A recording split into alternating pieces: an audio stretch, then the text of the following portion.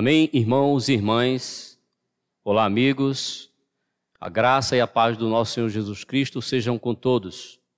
Meu nome é Gilson Salles, sou da igreja em São Benedito do Sul, Pernambuco, e por causa do isolamento social devido à pandemia do novo coronavírus, esta é a primeira vez que nós compartilhamos uma mensagem para você e para todos os irmãos da igreja em São Benedito do Sul, diante da necessidade atual. Primeira vez que nós estamos aqui no YouTube, compartilhando uma mensagem com o tempo que nós vamos tomar hoje.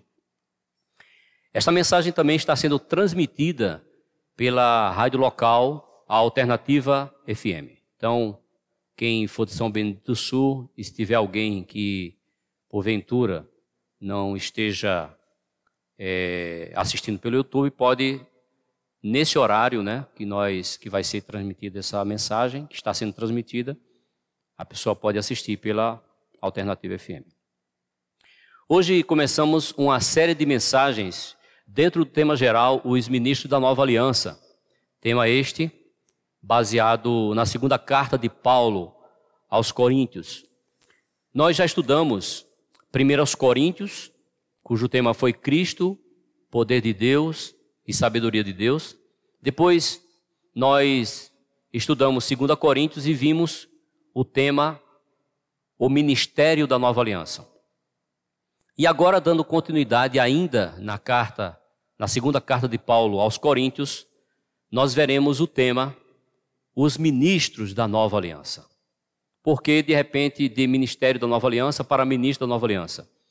É porque, para Deus, mais importante do que a obra, o ministério, é a pessoa do ministro. E eu quero compartilhar com você a primeira mensagem dessa série, dentro desse tema, os ministros da Nova Aliança, repetindo.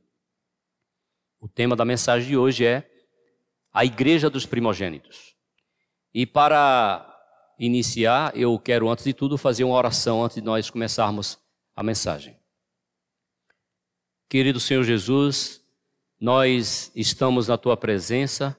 Obrigado, Senhor, por esse momento tão especial de poder falar a Tua palavra às pessoas que estão nos assistindo, especialmente os irmãos da igreja em São Benedito.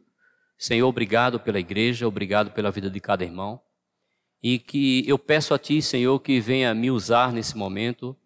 Senhor Jesus, eu preciso do Teu Espírito interiormente, também Teu Espírito de forma exterior, me dando poder, me dando autoridade para, com intrepidez, anunciar a Tua palavra. Fala aos corações das pessoas que estão me assistindo nesse momento. Toca na vida delas, que elas sejam salvas, sejam edificadas, sejam encorajadas e seus olhos possam se abrir para elas verem o ministério da Nova Aliança e verem também que elas que têm a Tua vida são ministros da Nova Aliança. Senhor, fala conosco neste momento. Isso é o que te peço em nome do Senhor Jesus.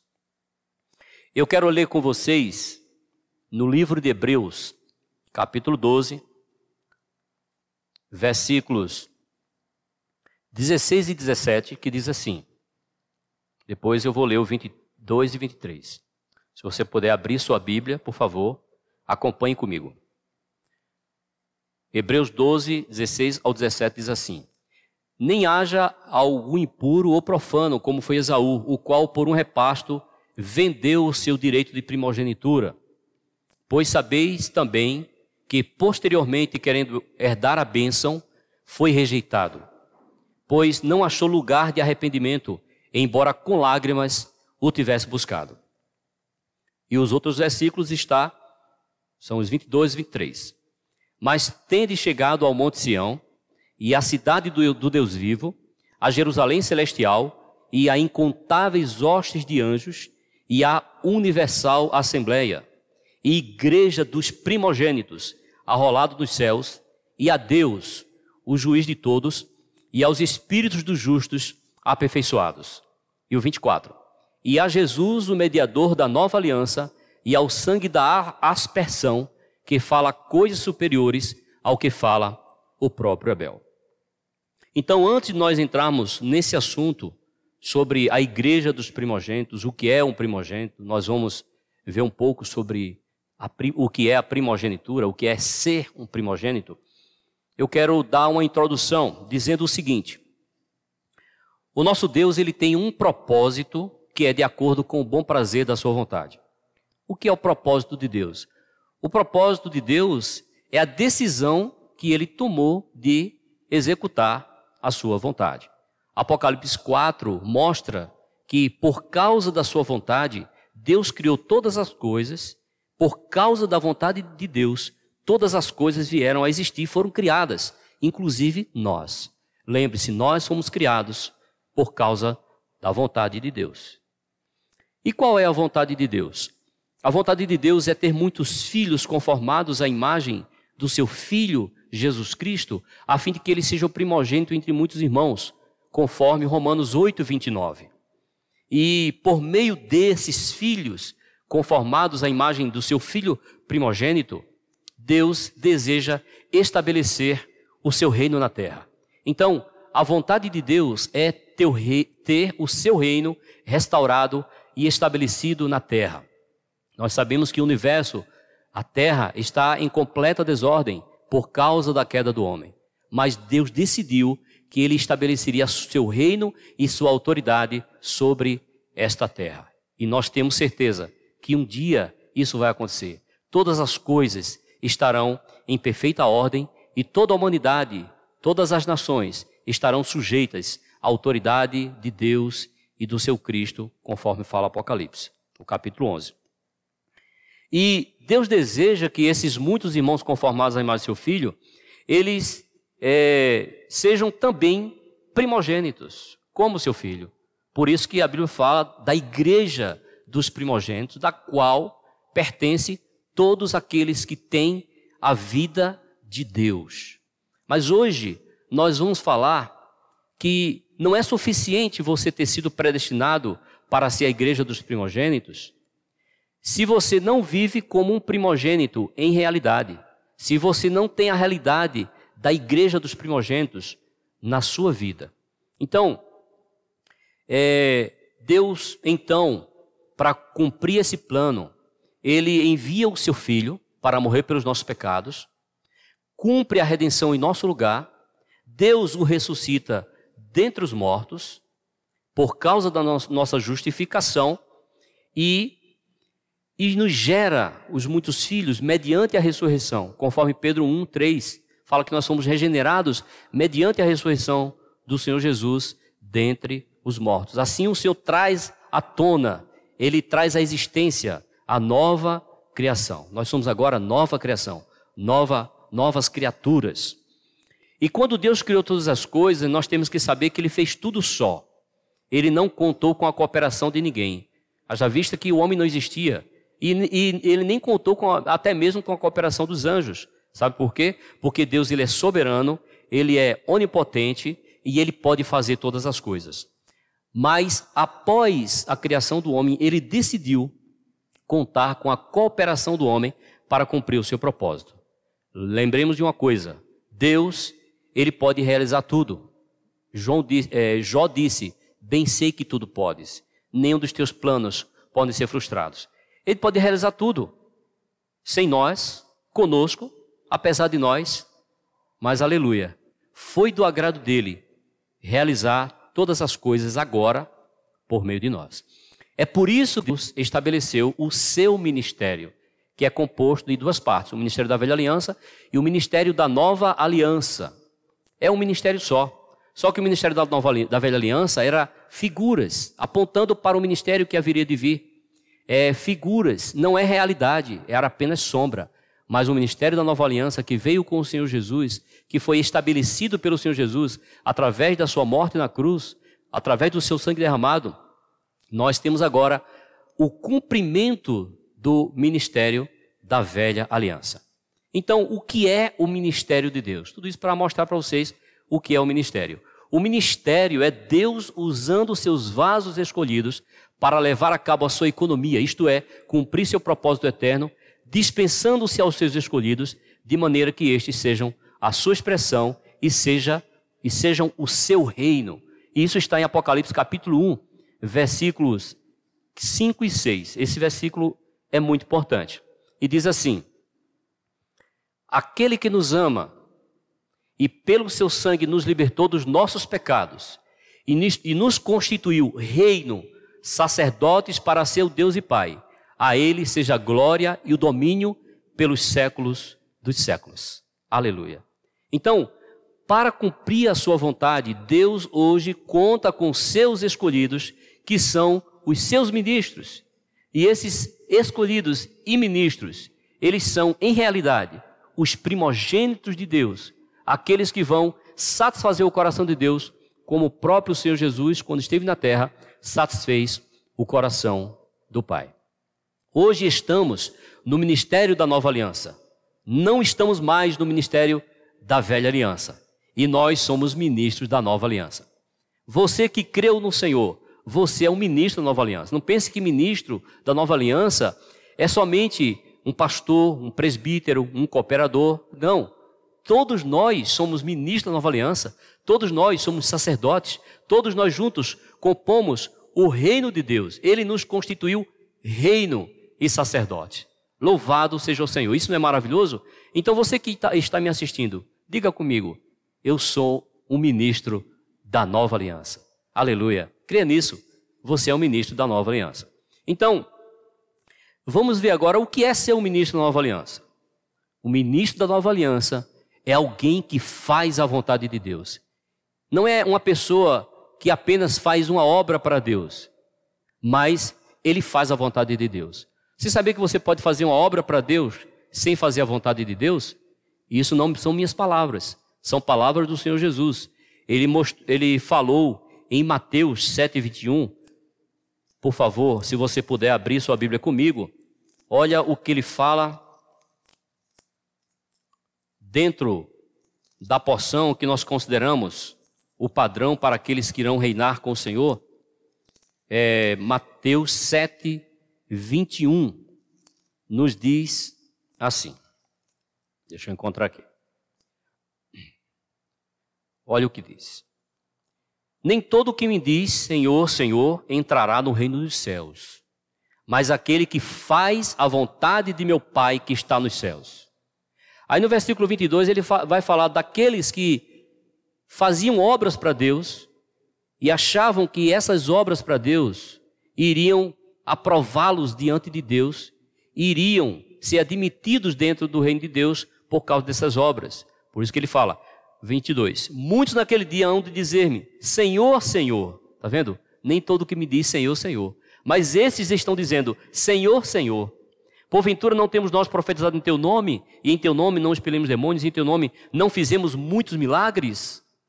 Aí o Senhor falou no versículo 23, então lhes direis explicitamente, nunca vos conheci. Eu não tinha intimidade com vocês. Apartai-vos de mim, os que praticais a iniquidade. Então, fazer a obra de Deus, fazer uma obra para Deus, fora da vontade de Deus, no contexto aqui, é praticar iniquidade. Mas eu quero dizer para você que o ministro da nova aliança é aquele que faz a vontade do Pai que está nos céus. E o Senhor Jesus, ele foi tal ministro, ele foi o primeiro ministro da nova aliança. E eu quero ler com você, aqui em Hebreus capítulo 10, o Senhor Jesus ele faz duas declarações, uma ao entrar no mundo e uma ao ressuscitar dentre os mortos. Confira comigo Hebreus, mostra para nós o que Jesus, como esse primeiro ministro da nova aliança, ele declarou ao Pai.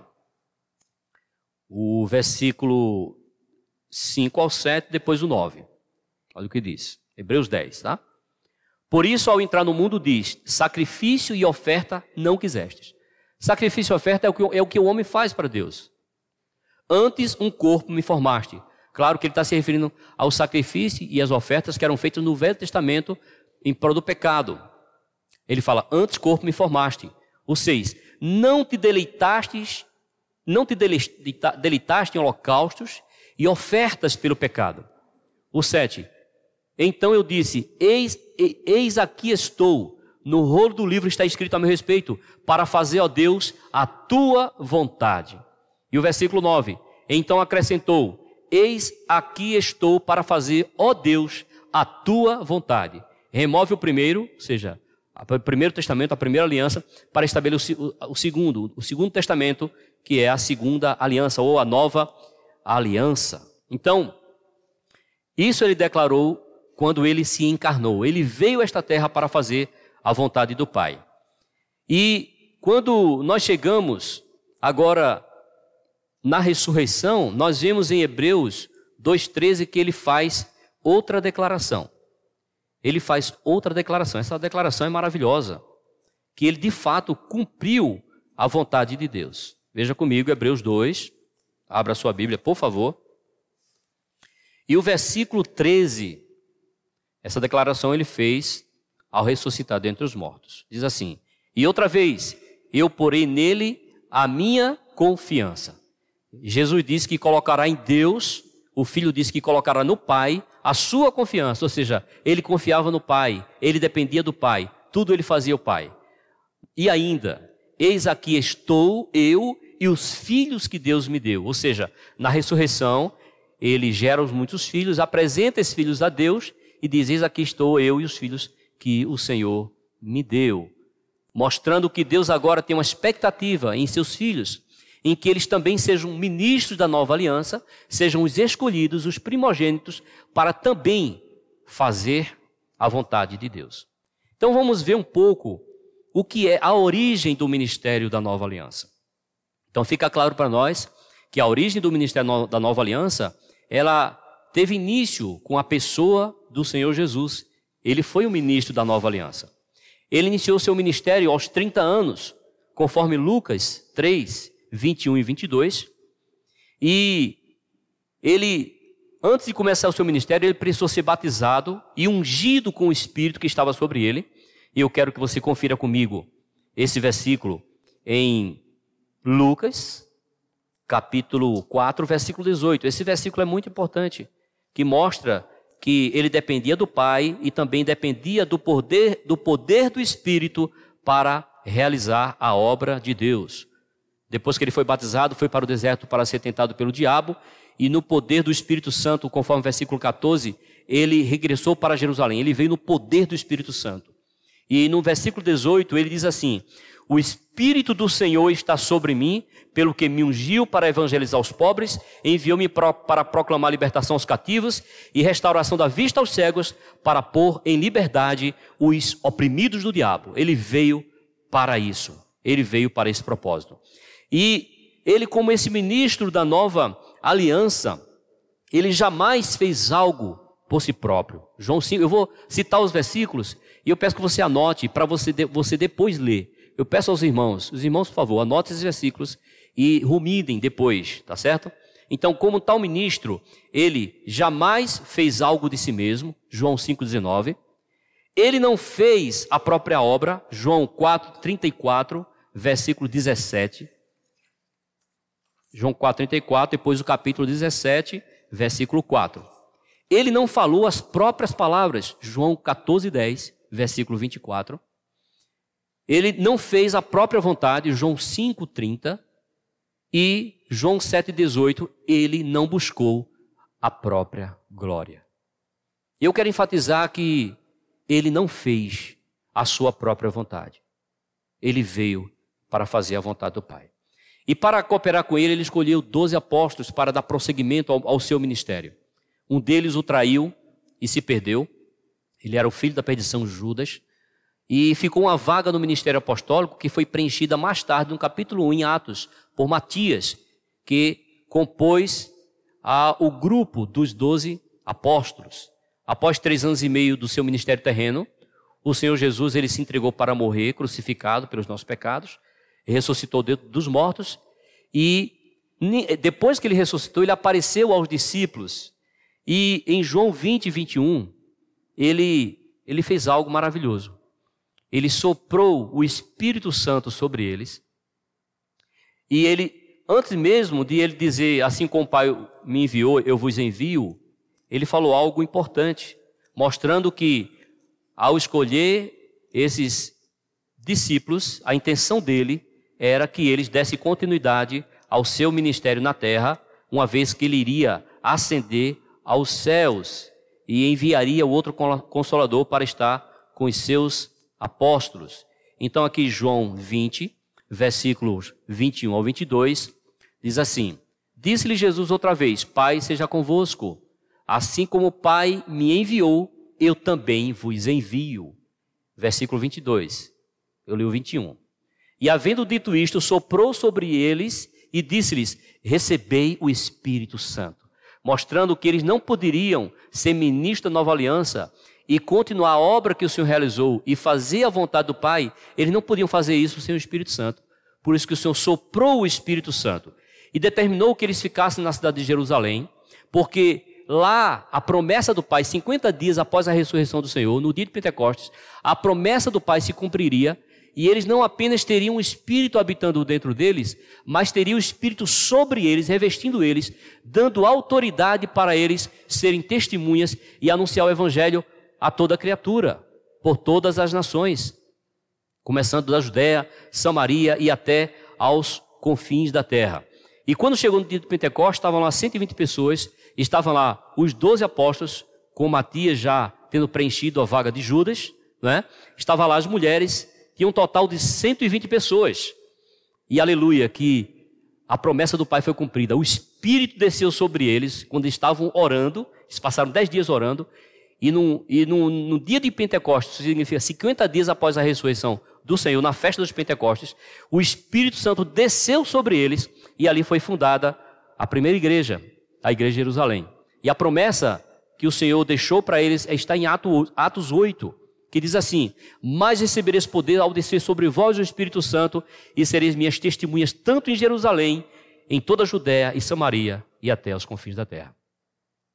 Então, a partir de agora, nós temos a continuação do ministério do Senhor por meio dos apóstolos, sob a liderança do apóstolo Pedro. E Pedro, realmente, ele usou de muita autoridade para liderar o ministério da nova aliança. E a Pedro foi dado as chaves do reino dos céus. Ele abriu o reino dos céus para os judeus e abriu o reino dos céus para os gentios, ali na casa de Cornélio. E aqui em Atos, o capítulo 1, versículos 1 ao 2, mostra que Pedro, ele liderou realmente com muita autoridade. Ele tanto falou aos irmãos, como falou aos judeus que ainda não criam no Senhor, os judeus que tinham crucificado o Senhor, ele falou com muita autoridade. Eu queria ler esses versículos que eu acho que é muito importante. O capítulo 1, versículos 1 ao 2 de Atos, fala assim,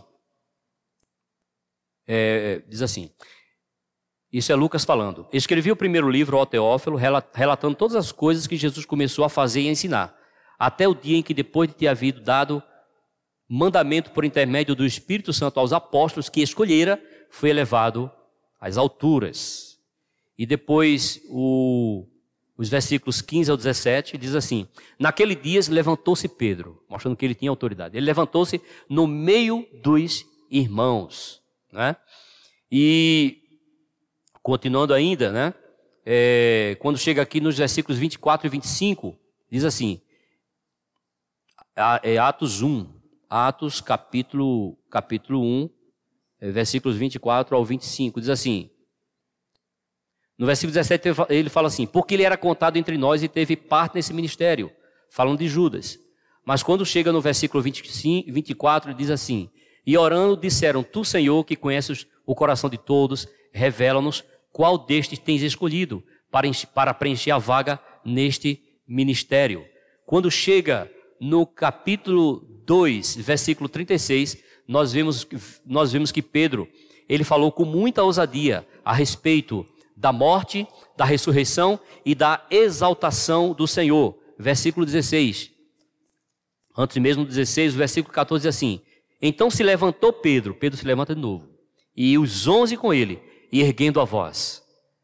No original, essa palavra, ele bradou, ele rugiu como um leão. Advertiu nesses termos: Varões judeus e todos os habitantes de Jerusalém, tomai conhecimento disto e atentai nas minhas palavras. Aquele Pedro tímido e medroso, agora ele estava com toda ousadia falando àqueles que haviam crucificado o Senhor Jesus. E finalmente, com muita autoridade, e ele diz assim no versículo 36 do capítulo 2: esteja absolutamente certa, pois toda a casa de Israel, de que a este Jesus que vós crucificastes, Deus o fez Senhor e Cristo. Aleluia. Então, Pedro, com muita autoridade, ele curou enfermos, pregou o evangelho. Na primeira pregação dele, 3.000 almas se uniram ao Senhor. Depois, no outro momento, ele pregou, mais 5.000 almas foram acrescentadas à igreja. E depois nós temos o prosseguimento do ministério da Nova Aliança com o apóstolo Paulo. Começou a ter uma perseguição na igreja de Jerusalém a partir da morte de Estevão. E Saulo de Tarso consentia na morte dele. Deus já estava preparando o cenário porque ele iria levantar o apóstolo Paulo mais adiante.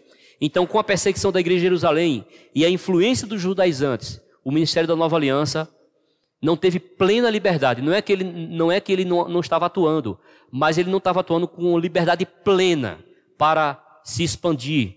Então, neste momento, Deus salva Saulo. No capítulo 9, versículo 15, Deus manda Ananias e disse: vai, porque este é para mim um vaso escolhido para levar o meu nome perante os gentios e reis. Então, isso aconteceu no capítulo 9, Saulo é salvo. Mas depois, Saulo tem alguns problemas em Damasco, tem alguns problemas em Jerusalém, e os irmãos mandam ele de volta para a casa dele. Né?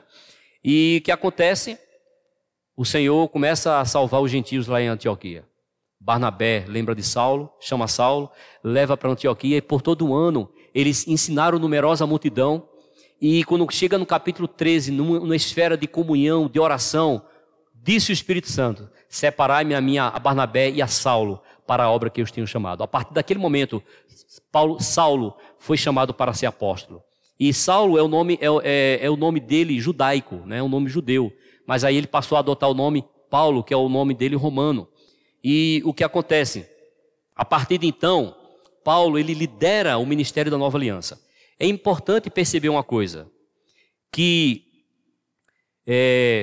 Pedro, embora ele tenha assumido a liderança do ministério da Nova Aliança, mas quando chega em até Atos 18, nós vemos, Atos 12, 18, nós vemos a obra de Pedro. E seu nome é mencionado apenas uma única vez, numa fala dele, quando Paulo e os presbíteros da igreja de Jerusalém, os apóstolos, eles se reuniram para tratar de uma questão sobre a circuncisão, né? Porque os judaizantes estavam obrigando que os crentes gentios se circuncidassem. A partir de 15 e 17 de Atos, Pedro não é mais mencionado. Então, a partir de Atos 13 até Atos 18, praticamente a metade do livro, a última metade do livro de Atos, vemos o prosseguimento do ministério da Nova Aliança sob a liderança do apóstolo Paulo. Paulo foi especialmente escolhido por Deus, que o usou para completar a palavra de Deus. E depois, nós sabemos que isso aconteceu depois que ele foi arrebatado até o terceiro céu, muito provavelmente quando ele foi para as regiões da Arábia, que ele mostra em Gálatas que ele foi para as regiões da Arábia. E ele foi o único apóstolo que pode dizer que não aprendeu o evangelho de homem algum, mas mediante a revelação do Senhor Jesus Cristo, e o Senhor Jesus apareceu a ele. Porque um apóstolo é alguém que viu o Senhor. E Paulo podia ser chamado de apóstolo porque ele também viu o Senhor. E ele fala isso, né? Em Gálatas 1,12, ele diz assim: porque eu não recebi, ou seja, o evangelho, nem o aprendi de homem algum, mas mediante revelação de Jesus Cristo. Paulo teve uma visão gloriosa da economia de Deus, do plano eterno de Deus. Ele viu o mistério de Deus que é Cristo, ele viu o mistério de Cristo que é a igreja, e ele deu a sua vida por essa visão, por essa revelação, e ele sofreu por essa visão. E depois, com a morte dos apóstolos, incluindo Paulo, João, né, que no início de Atos estava ali com Pedro, sempre ao lado de Pedro, apoiando Pedro. Nós não vemos João falar, ele está sempre ali à sombra de Pedro, né? Até mesmo quando curou o paralítico, olha para nós, Pedro falou e João ali do lado dele. João é aquele discípulo oculto, né? Aquele discípulo discreto, mas Deus estava preparando João. E depois que os apóstolos morreram, o Senhor levantou o apóstolo João para dar continuidade ao ministério da Nova Aliança. E Deus levanta o apóstolo João e revela a ele de uma maneira profunda o seu plano de inserir o homem nele mesmo e levar-nos a uma união orgânica com o Pai, com o Filho e com o Espírito Santo. E eu queria ler com você João 7, João 17, 23 ao 24, que mostra para nós o propósito de Deus em nos inserir nele mesmo, para que nós sejamos um como ele é um com o Pai, né? Ou seja, o Senhor nos insere nele, no Pai, para que nós sejamos um como ele e o Pai são. João 17, os versículos 23 e 24, esses versículos são muito importantes. Ele diz assim: eu neles e tu em mim, a fim de que sejam aperfeiçoados na unidade, para que o mundo conheça que tu me enviaste e os amaste como também amaste a mim. Pai, a minha vontade é que onde eu estou, estejam também comigo os que me destes, para que vejam a minha glória que me conferiste, porque me amaste antes da fundação do mundo. Onde é que o Filho estava? Ele estava no Pai. E o desejo dele é que os discípulos também estivessem com ele no Pai. Por isso que ele fala, né? E quando eu for e vos preparar lugar, voltarei e vos receberei para mim mesmo, para que onde eu estou, estejais vós também. Não creis que eu estou no Pai e o Pai está em mim? Então o desejo dele é que assim como ele estava no Pai e o Pai nele, nós estivéssemos nele com o Pai e ele com o Pai estivesse em nós. Isso não é maravilhoso? Então o ministério de João, ele é não é para os que vivem relaxadamente. Se você é uma pessoa que vive relaxadamente, se você realmente quiser fazer parte desse ministério, você precisa tomar uma atitude, você precisa assumir um compromisso, né? Mas o ministério da Nova Aliança, sob a liderança de João, ele é um ministério para aqueles que querem cooperar com a execução da vontade de Deus e cumprir a sua economia. Aí a pergunta, e depois de João? Bem, em João 20, 23 ao 24, né? Porque o Senhor falou assim para Pedro, né? Se eu quero que ele, João, permaneça até que eu venha, até a minha segunda vinda, que te importa? Quanto a ti, segue-me. Aí se tornou corrente entre os discípulos de que João não morreria. Mas o Senhor não queria dizer que João não morreria. Mas podemos inferir que o que não termina com a morte de João é o ministério de João. Porque as cartas de João são cartas universais. Ele não endereça uma carta, por exemplo, à igreja que está em tal lugar. Não.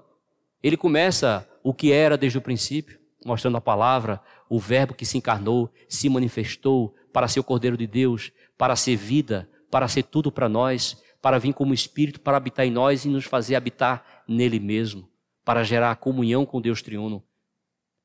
João fala, a carta dele é falada dessa forma. Então, louvado seja o Senhor. Com esse resumo, eu quero aqui dizer para vocês qual é a nossa linha ministerial. Que alguns perguntam, quem vocês são? De onde vocês são? Qual a origem de vocês? Diante de tudo isso que eu falei, eu quero dizer para vocês que a nossa origem e a nossa linha ministerial é o ministério da Nova Aliança. Aleluia. E nós fazemos parte do único ministério da Nova Aliança. Quem somos nós? Nós somos a igreja. Somos a igreja. Não somos mais um grupo no meio cristão. Não viemos aqui para criar mais uma divisão, não. Claro, todos os outros irmãos, né, os outros grupos e várias denominações são nossos queridos e amados irmãos. Não estamos fazendo de forma alguma diferença, mas nós precisamos ter convicção da nossa identidade. O que é que nós estamos fazendo aqui? Nós não estamos aqui para fazer uma obra pessoal, nem buscar nossa própria glória, nem para procurar fazer a nossa própria vontade, não. Nós estamos aqui para fazer a obra de Deus e não a nossa. E a obra de Deus é pregar o Evangelho e edificar a igreja dos primogênitos. Aí eu pergunto, e qual é a responsabilidade da igreja dos primogênitos, já que nós falamos a igreja dos primogênitos arrolados nos céus? É fazer a vontade de Deus na terra. A nossa responsabilidade é manter a base correta da unidade, na qual todos os filhos podem ser incluídos. Não temos muralhas, não temos muros. Nós amamos todos os filhos de Deus. E nós estamos aqui não para buscar o Senhor somente em situações que nos são convenientes, como a maioria dos cristãos, ou como a maioria, né, das pessoas que estavam perto do Senhor. Lembra aquela grande multidão que o Senhor fez pão, multiplicou os pães e os peixes? Aí depois foram procurar o Senhor, porque o Senhor tinha ido embora, foram procurar o Senhor e Jesus disse assim: vocês estão me procurando porque vocês comeram pão e vos fartaram. Aí Jesus disse: eu sou o pão vivo que desceu do céu. Aquela palavra foi muito dura. E à vista daquelas palavras, muitos abandonaram o Senhor, inclusive alguns discípulos. Mas o Senhor perguntou aos seus discípulos: vocês também querem ir embora? Pedro tomou a palavra e disse: para quem iremos nós? Tu tens as palavras da vida eterna. Estamos aqui porque nós amamos o Senhor e nós queremos fazer a vontade dele. Nós precisamos crescer, nós precisamos amadurecer, nós precisamos conhecer a vontade de Deus. Nós também precisamos entrar pela porta estreita e andar pelo caminho apertado, que é a maioria, que é uma porta larga e um caminho espaçoso, não é? Mas a porta que conduz à vida, conduz ao reino, é a porta apertada e o caminho espaçoso, a porta apertada e o caminho apertada, né? Porta estreita e o caminho apertado. Então, eu quero encorajar todos que estejamos engajados e comprometidos com os negócios do Pai, pregando o Evangelho para que haja crescimento em número. E a nossa responsabilidade também é valorizar o direito da primogenitura. Por nenhum conforto, nós não podemos vender o nosso direito à primogenitura por conforto temporário, por distrações que o mundo venha nos oferecer, como fez Esaú. Então, nós vamos ver que esse direito de primogenitura é somente para os escolhidos e para aqueles que querem de fato ser ministros da nova aliança. Irmãos, nós não podemos menosprezar o que nós temos na vida da igreja. Nós temos a revelação da palavra de Deus, nós temos o invocar o nome do Senhor, nós temos o amor dos irmãos. Não devemos desprezar nem mesmo aqueles irmãos que não são tão amáveis, porque Deus os usa para nos transformar. Nós precisamos também desses irmãos. Louvado seja o Senhor. Vejamos agora a advertência que o Senhor faz em relação ao direito de primogenitura, usando Esaú como um péssimo exemplo de alguém, né, que desprezou a bênção de Deus. Vamos abrir comigo aqui em Gênesis, capítulo 25, versículos 27 ao 31.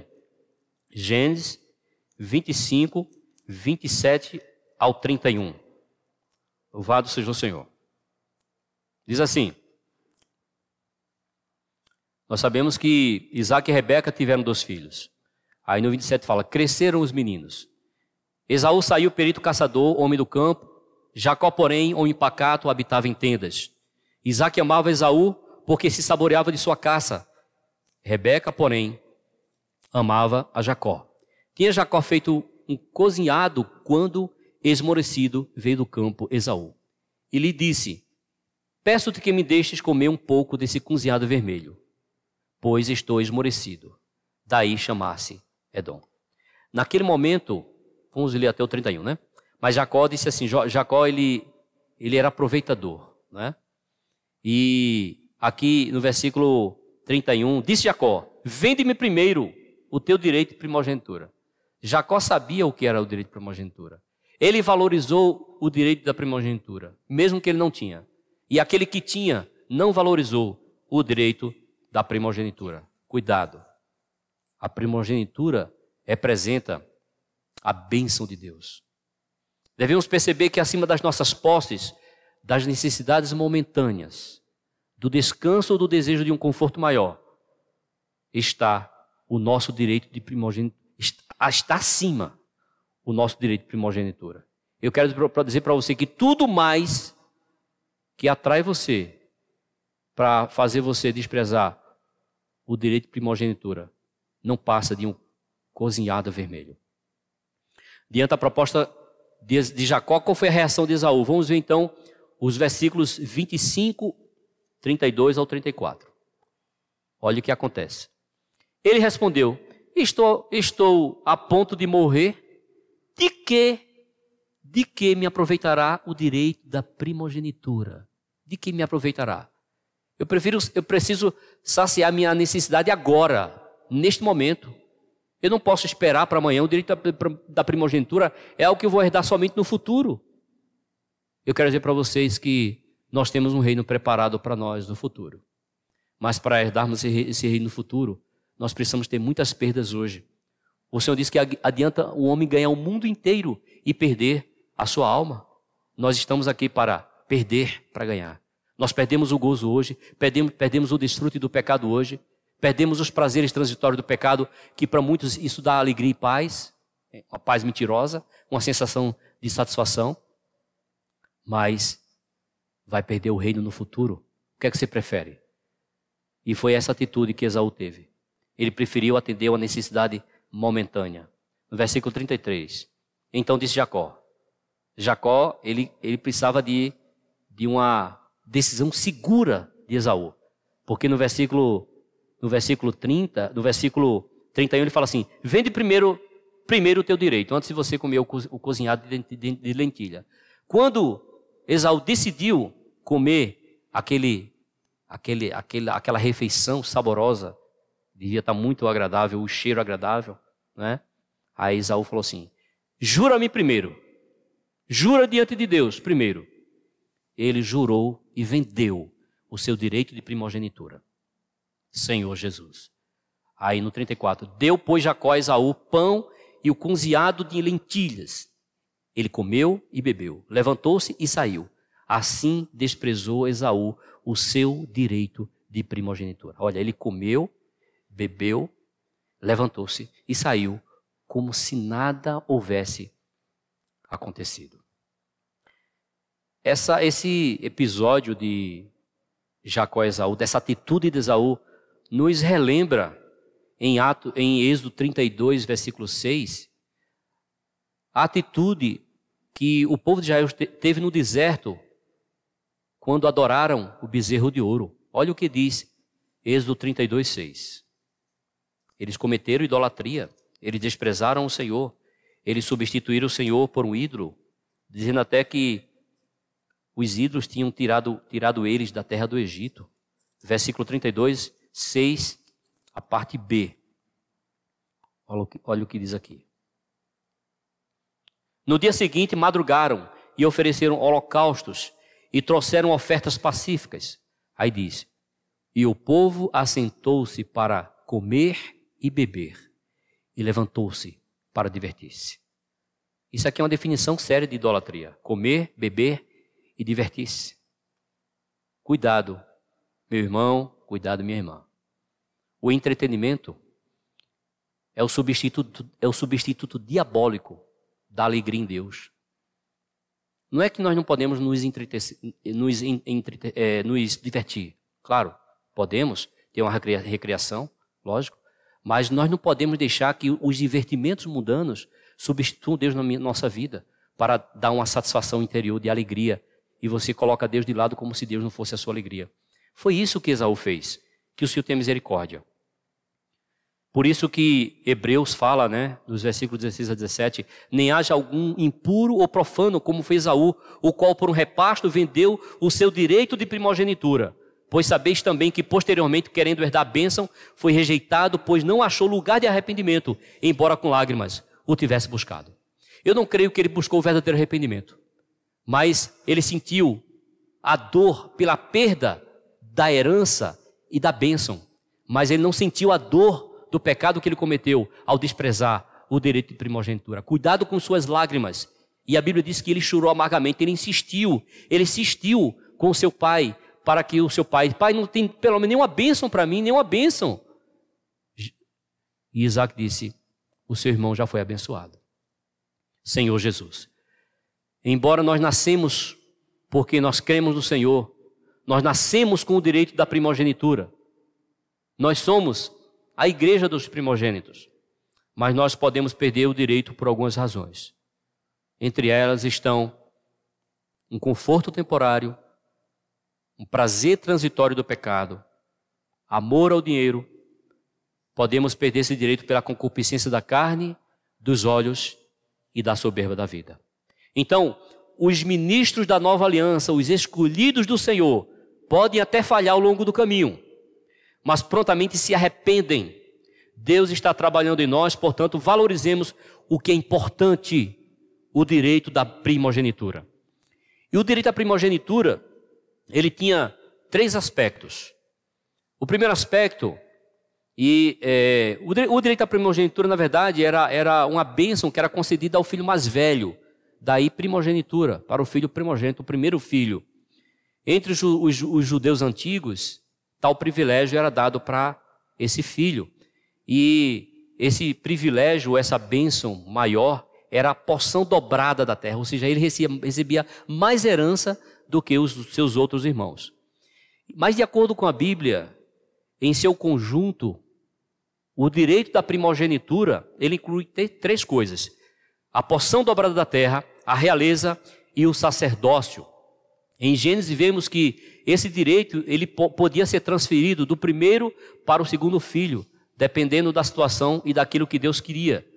Por exemplo, nós temos em Gênesis 4 casos de transferência de direito da primogenitura, em que o filho que nasceria primeiro, que nasceu primeiro, ele teve o seu direito transferido para outro. Por exemplo, Esaú para Jacó, de Zerá para Pérez, de Rúben para José e de Manassés para Efraim. Os irmãos depois, se quiserem, podem pedir para mim os versículos e eu passo para vocês. Então, essa perda de direito da primogenitura, ela se devia ao fato de que nem todos que tinham valorizavam esse direito, como foi o caso de Esaú e Rúben. São dois casos claros de desprezo da primogenitura. Esaú perdeu o direito porque ele foi impuro e profanou, ou seja, ele não considerou, ele desrespeitou a bênção de Deus, não considerou a bênção de Deus. Ele tornou profano o que era sagrado. Mas no caso de Rúben também foi por profanação, mas no caso de Rúben foi por causa da impureza sexual. A Bíblia diz que ele subiu, eu quero ler com você 1 Crônicas 5:1. 1 Crônicas 5:1.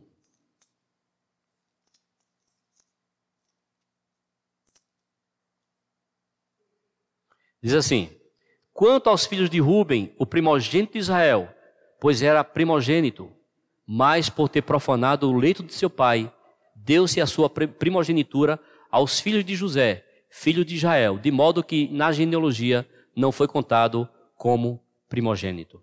Então, ele perdeu o seu direito de primogenitura e foi para os filhos de José, ou seja, a porção da dobrada de terra foi para os dois filhos de José, Efraim e Manassés. E quando entraram na boa terra sob a liderança de Josué, isso está em Josué 16:17, eles possuíram 2 porções de terra na terra de Canaã. Eu quero dizer para você, querido irmão, querida irmã, que nós precisamos lutar, não abrir mão de ser um vencedor. Lutar pelo nosso direito de primogenitura. E também dizer para vocês, especialmente para os jovens, também para os casados, né? Porque nós sabemos que existe a fornicação, o adultério, a prostituição. Lembre-se que quem se envolve com fornicação perde seu direito de primogenitura.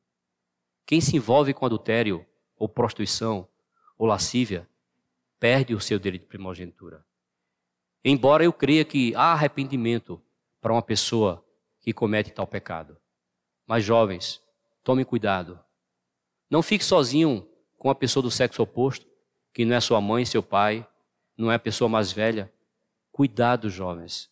Cuidado, vocês irmãos casados. Tomem também essa advertência. Porque Rúben, ele perdeu o direito de primogenitura. Porque ele tinha uma explosão de lascívia incontrolável. A Bíblia diz que ele era como uma água fervente, cheio de lascívia, a ponto de dormir com a concubina de seu pai, Bila.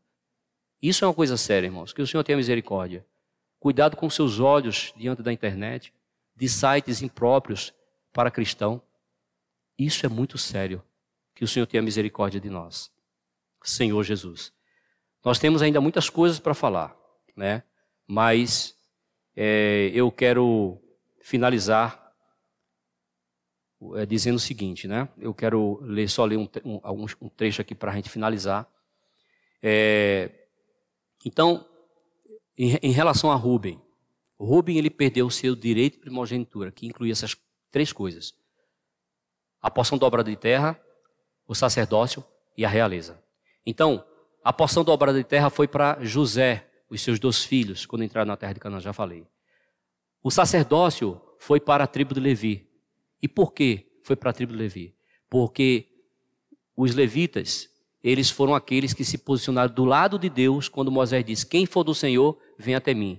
E eles foram do lado do Senhor, eles ficaram do lado de Moisés ficando do lado do Senhor, e ele pegou a sua espada e matou os seus irmãos idólatras. Ele não consideraram o relacionamento de parentesco a ponto de continuarem se contaminando com a idolatria. Eles se arrependeram e tomaram posição em lugar de Deus contra os idólatras. Por isso, ele recebeu o direito da primogenitura. No caso, o sacerdócio. A realeza, ela foi para a tribo de Judá.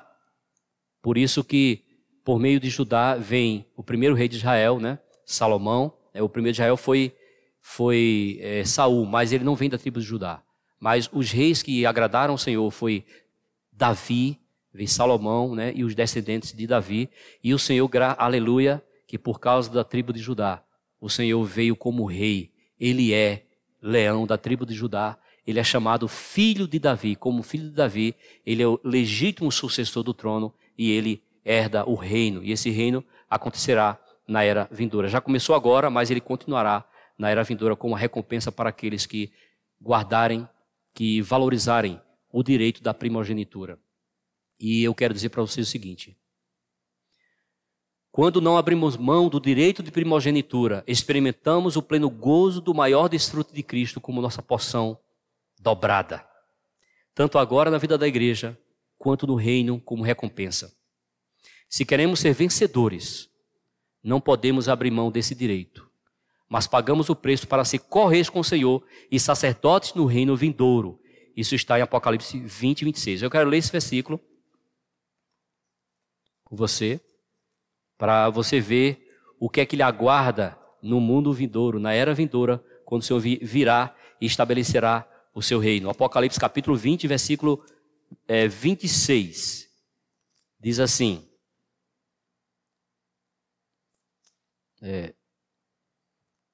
20, versículo 6. Bem-aventurado e santo é aquele que tem parte na primeira ressurreição. Sobre esses, a segunda morte não tem autoridade. Pelo contrário, serão sacerdotes de Deus e de Cristo e reinarão com eles os 1000 anos. Esses são os primogênitos, os que têm a realeza, o sacerdócio e o pleno desfruto de Cristo. Eu finalizo com o seguinte: a característica comum entre esses que recebem o direito de primogenitura foi o fato de todos terem feito a diferença na história do povo de Israel. Você pode fazer a diferença, você pode fazer história na economia de Deus. José sustentou o povo de Deus no momento em que sua terra passava por muita fome. Ele recebeu a porção dobrada da terra. Da tribo de Judá precederam os reis Davi e Salomão, responsáveis pela edificação do templo no Antigo Testamento. Jesus também veio da tribo de Judá. Os filhos de Levi se consagraram totalmente ao Senhor para servi-lo, e além de ganharem o sacerdócio com Arão e seus filhos, também receberam a incumbência de auxiliá-los no tabernáculo, que foi o centro do mover de Deus naquela época. Todos eles ajudaram a executar o plano de Deus no Antigo Testamento. Deus podia contar com eles. Aí eu pergunto: Deus pode contar com você? Não renuncie a nenhum dos aspectos do direito à primogenitura. No viver da igreja, não ficamos com a multidão, como a multidão nos tempos de Jesus, que somente buscava o Senhor para benefício próprio. Somos aqueles que negam a si mesmos para segui-lo por onde quer que vá. Todos os que valorizam o direito da primogenitura farão história na economia de Deus, farão história no plano de Deus. E eu termino com a pergunta: Deus pode contar com você? Que Deus abençoe você. Eu quero finalizar com uma oração. Senhor Jesus, obrigado, Senhor, pela Tua palavra. Obrigado, Senhor, por essas pessoas que estão nos assistindo. Senhor Jesus, fala ao coração, que o Senhor tenha falado ao coração por meio dessas palavras, e que elas possam considerar diante de Ti essas palavras, ruminar essas palavras, para que essas palavras façam parte do ser deles, e eles sejam encorajados a assumir um compromisso diante do Senhor e reconhecer que o Senhor quer contar com eles para cumprir a sua vontade. Senhor, que não desvalorizemos o nosso direito de primogenitura, mas agarremos e possamos pagar um preço para fazer a Tua vontade. E finalmente o Senhor nos recompensará com a entrada no reino para ser um sacerdote e rei com o Senhor no seu reino vindouro. Senhor, muito obrigado. Abençoa cada um Isso é o que te pedimos no teu nome. Obrigado. Até o próximo vídeo.